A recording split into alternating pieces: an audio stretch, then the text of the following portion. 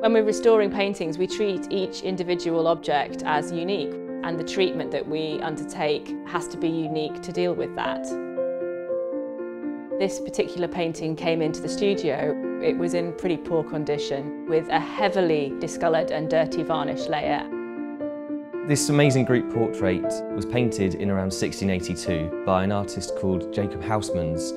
He established a reputation as being one of the most fashionable portrait painters for aristocratic female sitters. He became the favourite of Catherine of Braganza, the Queen of England.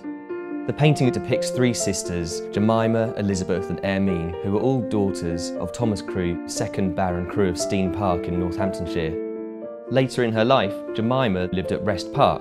She took the painting with her and it remained there for almost 200 years before it was sold in 1917. It's been in private hands ever since, and now we've had the once-in-a-lifetime opportunity to acquire it back for Wrest Park.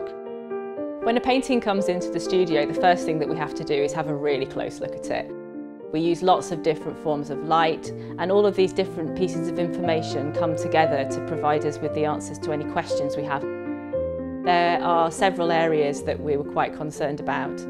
There's a seam down the right-hand side of the painting where the artist would have stitched the canvas together, and there's a lot of movement along that seam and flaking paint. Paintings are usually varnished with natural resin, and these become very brown and very discoloured over time. The varnish is so discoloured on this picture that it's actually disguising some of the elements of the composition. We really wanted to bring back as much as we possibly can of these original, really bright and vivid colours that Huysmans was famous for. During the cleaning, we realised that there's a compositional change in the middle of the painting where a cherub has been disguised. At the moment, we don't know whether the artist made this change or it was changed at a later date by a restorer. We'll be using different forms of technical analysis to establish exactly what has happened, and that will allow us to decide what we do moving forward with the treatment of the painting.